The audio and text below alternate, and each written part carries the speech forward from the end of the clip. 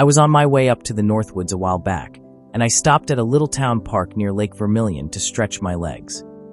There was a community well spigot on the side of the building. You've seen them up north. Locals fill water jugs there. Cabin people stop on their way in. Kids get a drink after swimming. It's just part of the landscape up here. I almost filled my bottle. Then I saw the sign. Do not drink. Arsenic levels unsafe. My grandparents used to tell stories about dipping jugs straight into the lakes up north. No filter, no treatment, just clean cold water straight from the lake. That was northern Minnesota. Now here I am, standing next to one of the most beautiful lakes in the state, looking at a poison warning on a spigot. After seeing that sign, I wanted to find out what arsenic does to the human body, and whether there's a solution. The answer was more unsettling than I expected.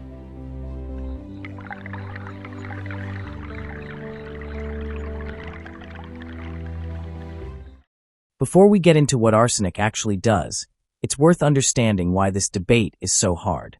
The mining companies proposing to operate near the boundary waters are making real promises. Twin Metals says over 750 jobs. Polymet says 360. In a part of Minnesota that has watched its mining economy shrink for decades, those aren't numbers you can just wave away. And here's the thing, those promises might even be true. I found a mine in northern Canada that made the same kind of promises in 1948 and delivered. Jobs, economic growth, a future for the region. Giant mine ran for 56 years and built an entire city. But it also left behind 237,000 tons of arsenic that no one knows how to get rid of. The jobs lasted a generation, but the arsenic is permanent. Giant Mine opened in 1948, just outside Yellowknife in Canada's Northwest Territories, on land the Yellowknife's Dean First Nation had lived on for thousands of years. Over its operating life, it produced more than 7 million ounces of gold.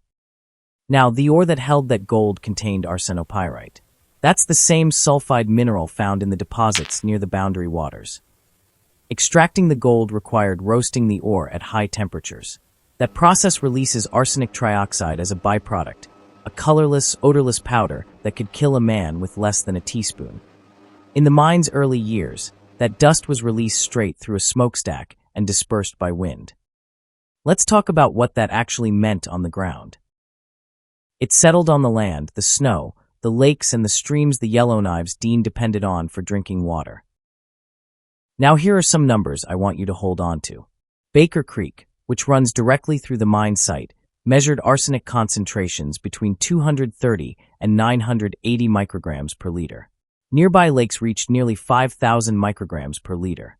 The safe limit for drinking water is 10 micrograms per liter. And people were fishing in them, swimming in them, drawing drinking water from them. And they had no way of knowing, because arsenic in water is completely invisible. No color, no smell, no taste. But here's what it was doing inside their bodies. When arsenic dissolves in water, it becomes arsenate. And arsenate is chemically almost identical to phosphate, the molecule your cells use to make ADP. Your cells can't tell the difference, so they absorb it. And when arsenate gets into your ADP production, it makes the whole process fall apart. The energy that should have been captured and stored gets released as heat instead. So your cells aren't shutting down suddenly. They're working constantly, running the full process, burning fuel, and getting nothing back. Think of a factory that runs all day and produces no product. The machinery is moving, but the output is zero. That's what was happening in Yellowknife. In April 1951, a 2-year-old Dean child died from this arsenic poisoning, directly across the bay from the mine's smokestack. His family received compensation. Only $750. For decades, the mine stored its arsenic dust in sealed underground chambers.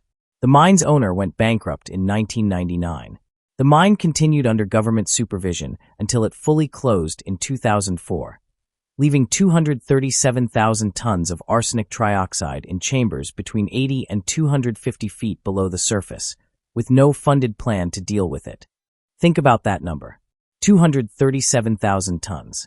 If those chambers flood and rupture, contamination reaches Great Slave Lake, then the 1,700-kilometer Mackenzie River, and eventually the Arctic Ocean. Canada's current plan is to freeze the chambers in place using technology similar to to what keeps ice in a hockey rink. How very Canadian of you.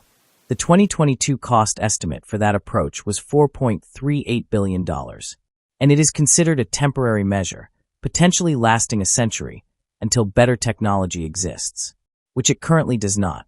That spigot at Lake Vermilion, the one with the warning sign, that's a well drawing from undisturbed bedrock. No mine nearby. No industrial contamination. Just the natural geology doing what it has always quietly done. That's the baseline. That's before anyone opens a mine. Arsenic in undisturbed rock is locked inside minerals like arsenopyrite in a stable, essentially immobile form. It's been sitting there for millions of years, not going anywhere. The geology that produces naturally elevated arsenic in Minnesota groundwater is slow. Tiny amounts leaching over thousands of years. The sulfide, or they want to mine, doesn't just contain arsenic. It contains the acid that unlocks it. Once that rock is blasted open and exposed to air and water, it starts producing sulfuric acid on its own. That acid dissolves the surrounding rock and carries the arsenic directly into the watershed. And it keeps doing that long after the mine closes. So what can you do about it? There are filters that remove arsenic, reverse osmosis systems, specialized resins. They work at your tap. Sorry, your Brita won't get the job done. What they can't do is clean a watershed. Once arsenic is in the water supply at scale, you're not solving the problem. You're managing it. Forever. But hey, at least we get 750 jobs, right?